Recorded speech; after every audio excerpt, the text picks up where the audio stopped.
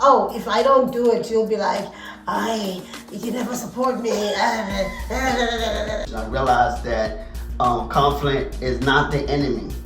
But when you're fighting, you're not thinking, is this the right battle? Is this the wrong battle? You just want to fight. You compromise too much in choosing your life partner. And then that's why the divorce rate is so high.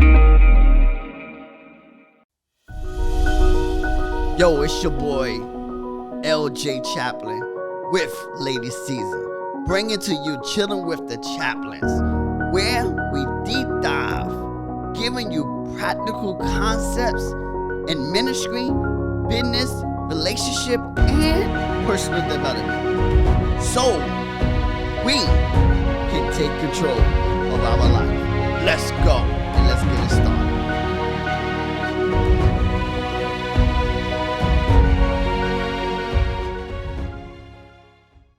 Welcome to Chilling with the Chaplins. It's your boy LJ with the one and only, my lovely wife, Lady Siza. We in the building. You know we about that vibe. She's in the building. You know we about that vibe each and every week. You know what I'm saying, you guys? So yes, we are back in the studio. Yes, back to the normal schedule.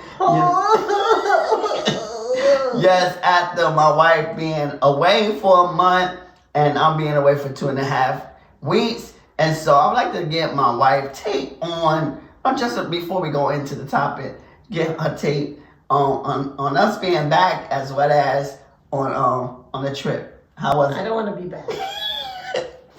End of story. End of story? Yeah, I don't like reality. You don't like reality? No, I don't like reality. Reality sucks. Bills suck. You know what I mean? Like, I just want to go back and be on vacation and eat what I want to eat. How do you want to live? Where I want to go. That's why I need a rich man.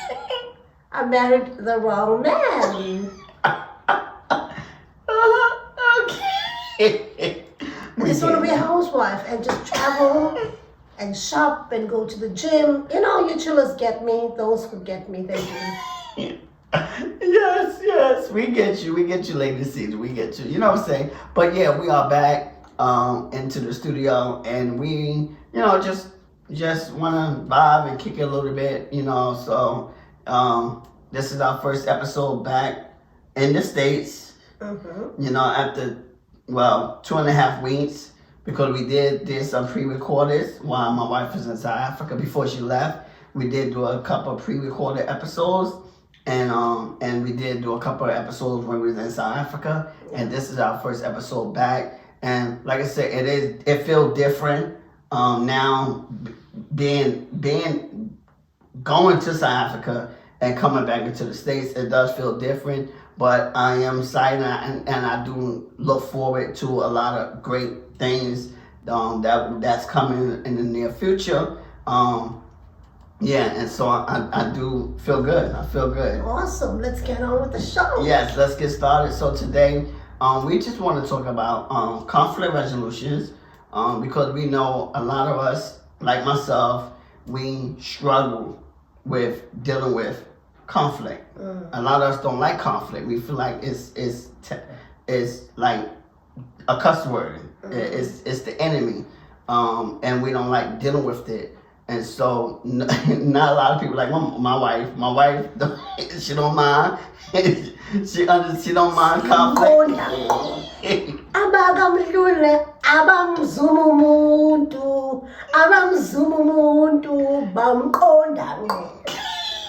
Okay. What you just said? You'll see the translation. Okay, I gotta wait to see the translation. Yes. Okay, no problem. But yeah, We the Mjulis are not scared of anyone. We go to them straight. You go to the street. Okay. We approach them straight. What about Matimba? Same thing. Same thing. Okay, just checking. Just checking, because you're not just a Majuli. You're a Matimba as well. Absolutely. Yes. So no, but a lot of people don't like conflict resolution, like myself. And now, for years and years and years, I hated. I ran away from conflict. When conflict came up, when argument, whatever, I shy away from it. I walk away. I kept quiet. I did not like conflict. I didn't want to be bothered with it. I walked away. I kept quiet. And one day, you know, in graduate school, I did have a class called conflict resolutions. That was the first time that I really understood conflict. That was the first time. So what was your reason behind being afraid of conflict resolution? I just didn't like. You were afraid of conflict or conflict. I was afraid of conflict. Okay. Yeah, but when I went to school was the first time I wasn't afraid anymore of conflict because of the class conflict resolution. I realized that conflict is not the enemy. You're gonna have conflict every day. You're gonna have. You still don't like conflicts. Huh? You still don't like conflicts. Yeah, but I can deal with it better because I understand. How to deal with conflict through conflict resolutions, and so you know that. But that was the first time. So I guess college is useful. It's useful. Yes, I that's what I don't bash college. But I do have an open mind to college, you know, and to other avenues of education. But you need education. Education is needed. It don't have to be traditional college. It can be non-traditional. But yeah, that's the first time I really seen that conflict wasn't the enemy.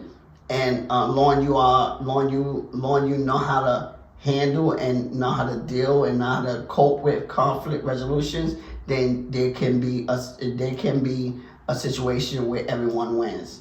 And so yeah, and that's what we want to talk about today. You don't have to fight every battle, but knowing which battle to fight is a good start. Because a lot of times, you know, you see people, you know, people break up their marriages. They've been married for 20 and 30 years and they break up for like the smallest things. They get a divorce for something petty and something minor. Because it's usually a build-up. Yeah, exactly. Because a lot of times, maybe one person, because they didn't know how to deal maybe conflict resolution, and or maybe they were afraid to be able to speak their mind or to have conversations about the situation, and it just kept building up, and so they get That's divorced. why it's important just to talk about whatever situation you're going through there and then, and that's how I treat in my life. And that's why yes. I'm happy when I'm happy and I'm sad when I'm sad, because I'm not gonna pretend when something is upsetting me. Yeah. You know, I treat it head on. I confront it head on because I don't want to blow up. Yes, I agree. It's not healthy. It's not healthy. And now, especially now, you see it now. Everyone talking about this mental health and mental health illness and mental health challenges, and you know, and everyone went through and have these mental health issues that we see it screaming out, because a lot of us, we have these things that bottled up within us and we didn't know how to express ourselves. And so today we want to help you how to have these conflict resolutions, how to be able to pick your battle and pick them wisely. You don't have to fight every battle. You don't have to I'm not gonna say win every battle, because you can win every battle, but long it's a mutual win. You know, long everyone wins, then that's a great thing, and that is one of the points. You know, fight for win-win, not loss-win, not win-loss, and that goes for you as well as the other party. For me, I take that as let's agree to disagree. You know, because there is really no win-win situation, but we must just be mature about what we're fighting about or what we're arguing about, and just agree to disagree, because we're adults. Like, we will not always see eye to eye. You understand? Yeah, but you can't see eye to eye. You don't have to. We humans, we grown in different environments. We are raised differently. We don't have to see eye to eye.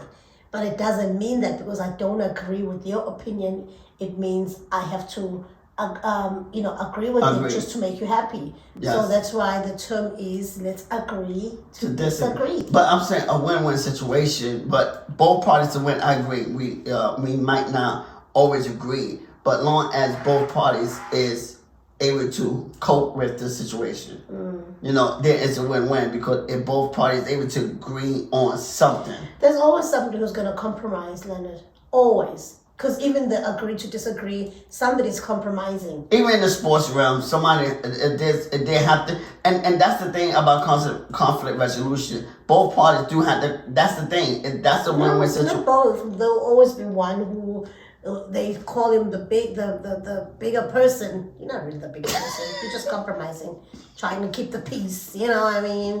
Yeah. So the bigger person. But a win-win situation. But lawn, there's a win-win situation, and not a win-loss. Lawn is not a win-loss where it's dramatic, where you ain't compromised so much, and that's one of the things. But one of the points as well is you. That's why it's important to do a cost benefit analysis. Elaborate on that. A cost benefit analysis. Like I love the scripture. It said, count up the cost. Count up the cost. See if it's worthy enough to continue on the job, or to see if it's worthy enough to be able to continue, and because sometimes a lot of times the reason why we end the divorce, a lot of times we don't count up the cost. A lot of times we've been married for 20 years and we got so much involved in this relationship. Maybe we had children, we had assets, we have all these different things, and a lot of times, and we learn to count up the cost a little bit and do a cost. What do you mean by that? A cost benefit, huh? What do you mean by that? So are you telling me that just because we've accumulated properties and assets and that's not the only thing. That's what I'm saying. A cost benefit analysis. Sometimes you gotta do, if they're not hitting you or whatever, they're not hitting you or cheating on you. I don't like divorce, but I'm not gonna say stay with a person if they hit on you, if they're gonna cheat on you. That's something that's grounds that could be grounds for divorce. If they hit it, because I'm not gonna, because if you stay in a marriage and somebody beating you, eventually you could lose your life. So I'm not gonna say stay in something and you have the potential to lose your life. But you do have to do a cost benefit analysis. You gotta see if it's worth fighting for. It's a cost worth fighting for. If it's, what's the benefit for me staying? Basically, what's the benefit for me staying? Or if it's a bit, what's the benefit for me leaving if I leave? Because there's a benefit for you? For both. Remember, it's got to be a win-win. So what's the benefit of me basically having this conflict resolution? What's the benefit of having a conflict? Because you don't have to fight every battle. But you can pick your battle wisely. Like, sometimes, even like with us, I don't have to, fight. I don't have to go and attack or come with every problem that you may have, or we don't have to have an argument for everything, but knowing like, okay, baby, you got that, and that's it. But some things I'm like, I'm gonna stand my ground on. Some things I'm like, but knowing when to stand your ground, no, and that's the thing. So, because sometimes we fight over the simplest of things, or the smallest of things, and then like, okay, if it was it really worth it to have a back and forth for something that was so small? So that's why you do a cost benefit. Like, okay, is this worth it to fight for? Because you might need to really, one day you might need to fight for something that really you stand for, but you fought for something that maybe that was so small, and you might won that one, and then the next one that you really wanted to win because you really stand on it. Now the other party might like, no,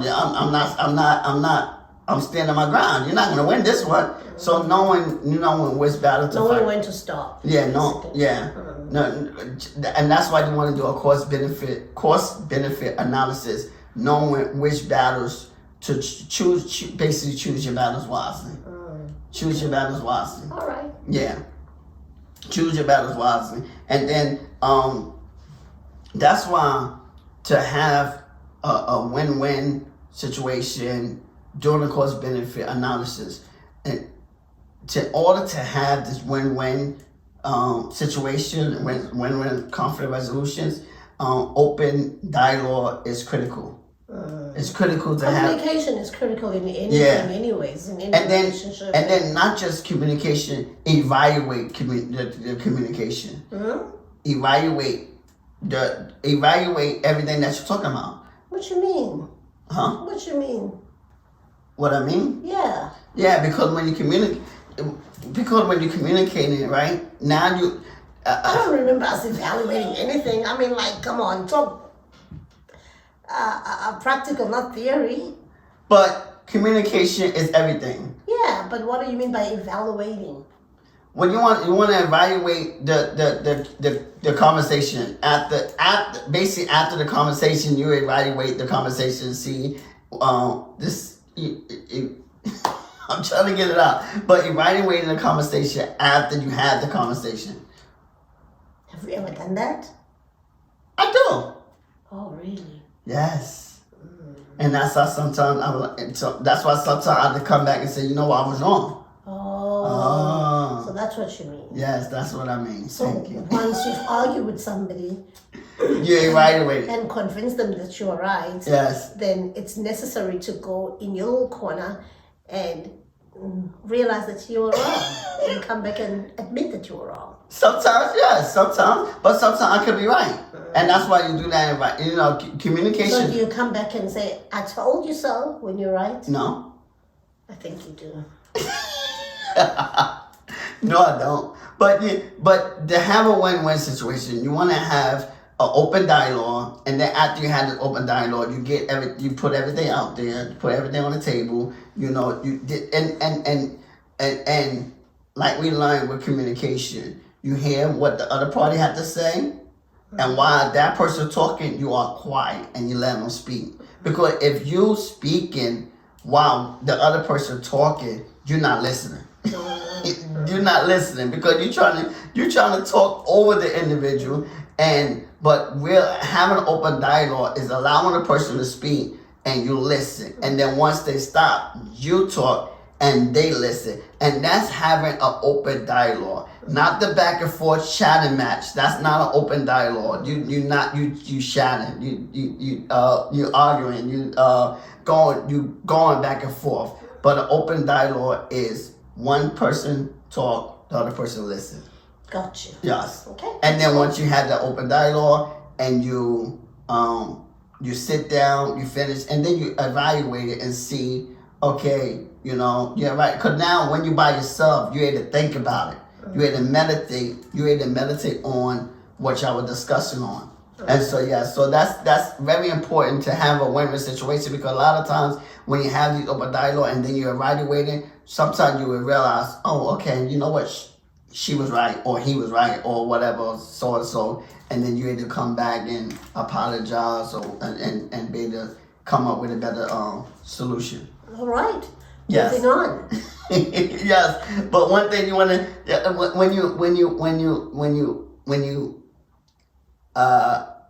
when you having conflict resolution, there's a must. You have a stop loss, and I'm using a trading terminology, and with in the stock market, they call that stop loss. A stop loss is when you're trading, they put a stop loss because they don't want to go below that point.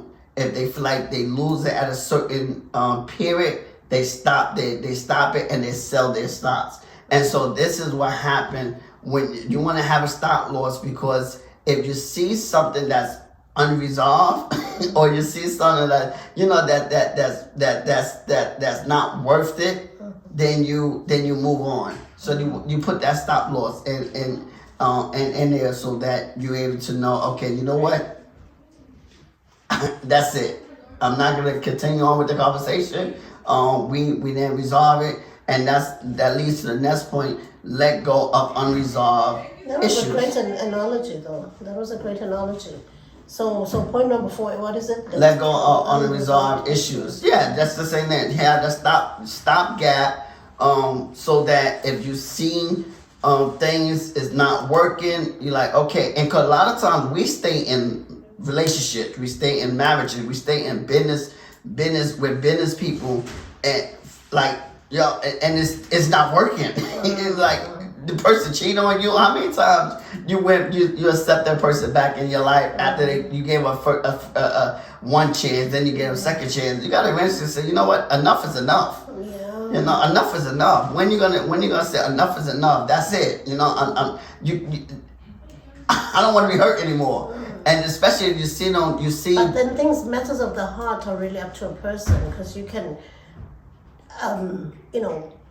tell a person, you can counsel a person, you can show them, but if they're not ready, Yes, then they're not gonna let go. They're not gonna let go. And hopefully, by now, listen to the podcast and they listen to different things. They read a book. Hopefully, they can maybe get revelation, or God can speak. But how do you let go of unresolved issues without talking them through and getting through them? Because I feel like when you're saying that, it's like then you brush things under the carpet. You know, you don't deal with the issues at hand. See, a lot of times, right now, you let go of unresolved issues, right? Because because you only got a certain amount of time in the day, right? You only got 24 hours in a day, right? And so, a lot of times you got to say, you gotta have when you have this open dialogue, you put a stop loss. Okay, we're gonna talk for maybe an hour.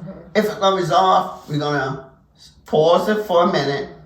We're not gonna deal with it, and then we could come back another day or another time to pick up that issue again. And this is how you deal with unresolved issues.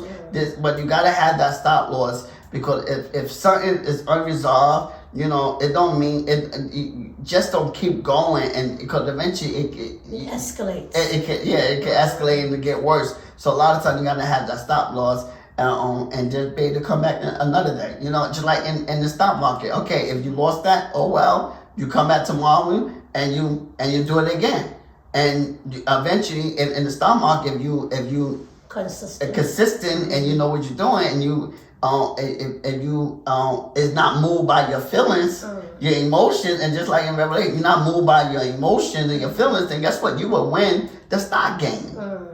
And it's just like in relationships, you're not moved by your emotion and your feelings. But it's the emotions that put you in that place in the first place. It's true, and that's why we want to help people that to control your feelings and your emotions, because your emotions can't get you in trouble. It can't get you in trouble because it's your emotion that puts you. Sometimes you react with the emotions and not think. Exactly. And so and that's why you want to put these measures in practice, so that you're able to emotion's gonna be there. You can't run from your emotions. It's gonna be there, but you can calm the emotions down a little bit by having these measures in place, by doing these little techniques that we showing today, that we giving, by doing these little techniques. And that's what I learned when I was in this resolution class. Like, okay, you know what? It's okay. Long you have the different measures, and the long you're able to have the open dialogue, long it's a win-win situation, then guess what? Nothing wrong so with it. So we're going back to college right now. You're taking us back to your class. Yes, I know. But I'm saying I'm only gonna give you from. But it's always good to hear, college being in practice. So it wasn't a waste of money after all. Yes, I'm just giving you from my experience of how what I seen with conflict resolution. Because, like I said again, I hated conflict. I dislike it. You still do. I still do. Yes, I still do. I'm the one who confronts issues. Because what's the point of acting as if I'm learning to know you're not okay? But I'm learning to have the different dialogues and put these different measures in place, so that I can stand up for myself. Because again, the reason why people will walk all over you. Yes, you don't stand up for yourself. You're always saying yes, okay, I'll let it go. No, that was me. And you become a yes man. Yeah. And that was me for so long. A yes person. But now I'm learning to put these measures in place and have these different conflict resolutions. Regardless, because like I said again, one reason why the reason why I hate a conflict, because I feel like I can't get my point across the right way. Sometimes it it could be in my head what I wanted to say, but then it come out my mouth another way. And so that's why one reason why I didn't like conflict, because it could be in my head one way and then come out another way. So, but having these stop loss and letting go of unresolved issues for another day, is learning how to fight the right battle. Learning how to fight the right battle. But when you're fighting, you're not thinking, is this the right battle? Is this the wrong battle? You just want to fight and win. So how do you know if it's the right battle or not? Well, like I said, because when you're doing these course, when you're considering these different things, I know myself, I know what battles to fight and I know what battles not to fight. And this is gonna lead to the last point, is fight for your non-negotiables. That's when you know what battles to fight and what battles not to fight. Some things I'm like, okay, you know what, it's okay. But my non-negotiables, I'm like, yo, this is what I stand for, this is what I believe for, this is my values, and guess what? So you enforce your non-negotiables on people? I don't force my non-negotiables on people. But you're fighting for them? No, I don't. But I don't force my non-negotiables on people. But like, even like with when we was at South Africa, when they tried to get me to, when they asked me to have some Zulu beer, and I would say no. You know, I stood on my non-negotiable. I don't drink alcohol. This is something I stand for. So but that's not alcohol. Alcohol, it's traditional beer. It's not meant to make you drunk. As a mkwenyana, you taste it. No, I'm not gonna taste it to appease. No, I'm not. No, I'm not gonna appease that. That's something I stand for. I'm a born again believer. I'm a Christian, and so I believe not to drink alcohol. So this is something that I stand for. And so just like with you believe one your non-negotiable is loyalty. You're big on loyalty. You're a sucker, like you said on the previous episode. You're a sucker for loyalty.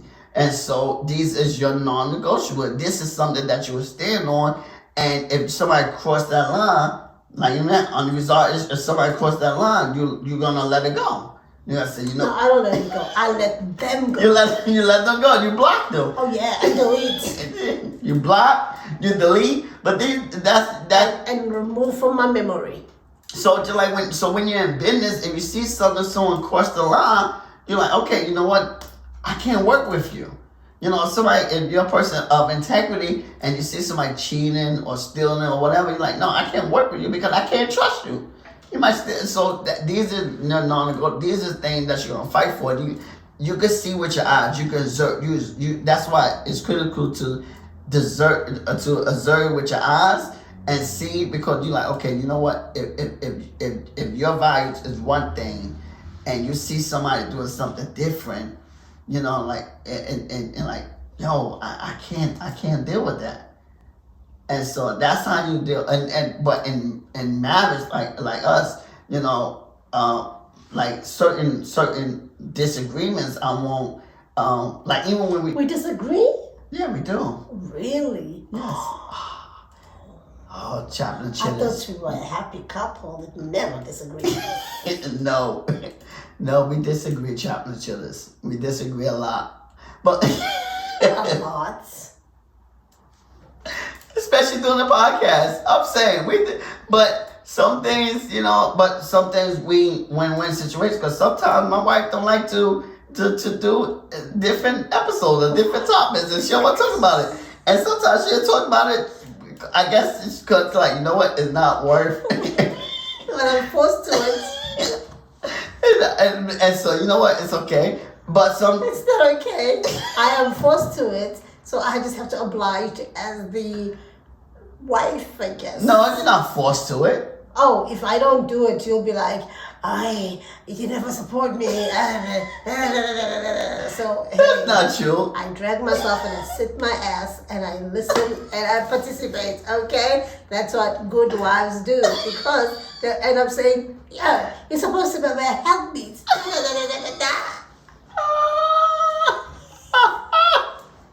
Yeah, I'm gonna tell the children. That's not true. That's not true. But even some things that, even some episodes, I'm like, you know what? I'm not into that. You know, but I do it. You know, because But usually you end up saying, oh, that was actually a good episode. I actually enjoyed that. yes. Nevertheless, let's continue. But the thing is, you know, a lot of times, like even like doing whatever, you know, like when we went to the retreat, you know, some things, you know, I'm like, I don't see it's a great thing, but I do it. But I after a while, I'm like, oh man, I'm glad there you go. But but that's evaluating. You know, I'm like, I don't agree with certain things, but then I do. I'm like, okay. So you realize that if I listen to every grievance you have, we would never do anything. And the same thing goes beneficial. If I listen to every grievance. So but this is conflict resolution. Sometimes you're like, okay, you know what? Let's see what happened. And sometimes when you allow things to happen, like, okay, you know what? It wasn't that bad. And that's the thing. So in other words, as we close, compromising is also not a bad idea. It's not a bad idea. Yes, compromising is not a bad idea. As long as you don't get harmed. As long as you don't get harmed, yes. And knowing which things to fight for, because a lot of times, you know, we make things bigger than what they really are. You know, sometimes we argue over we have conflict over the smallest things, and a lot of times you're like, okay, you know what, you got that today. Let things go. Let things go. Yeah, and that's the thing. Learn it. No, don't be. And that's what the thing. Take your emotions out the way, and have it. But and fight for your non-negotiables, especially your single people. Your single peoples, we talk about non-negotiables all the time. You make sure you fight for your non-negotiables. When you're dating, when you're looking for a husband, you're looking for a wife. Don't compromise. You fight for your non-negotiables. Look for your 80. Yes, look for your 80. Yes, look for your 80. You know, you look for you fight for your non-negotiables, and you look for that 80. Like, okay, this one I can live with. This one I'm not living with. And so, yeah, definitely. And that's what you fight for. Because I think the mistake is when we compromise too much in choosing your life partner, and then that's why the divorce rate is so high, because people find out, oh my God, that compromise was not meant to be. I should not have agreed to, like I'm not gonna say hate, because that's a big word, but I dislike cigarettes, like with all my being, because I'm also asthmatic. So for me, a person who smokes was just a big no. You know, so can you imagine having married somebody who smokes when I have asthma, and I just don't like the smell of it? How would that have been? It would have been a nightmare. Especially if they give you a hard time and they don't want to go outside as well. Even if they went outside, that thing still sticks in their breath and in their clothes and everything. Yeah. So, you know, and so we just want to say, you don't have to fight every battle, but learning how to have conflict resolutions. Conflict is okay. I know, you know, a lot of people, they don't like conflict, but I'm gonna let you know, conflict is okay. Don't run from the conflict, but learning how to deal with conflict, do these techniques that we've shown you, and if you learn other techniques, you know, use those techniques to be able to have a win-win situation with every conflict you get involved in. And I say, if you do this, I believe you can win majority of your conflicts. You would come out with better resolutions to resolve any issue that you may have, either in marriage, business, whatever relationship, with dealing with people. If you learn how to have the different conflict resolutions, I think you would be better for it.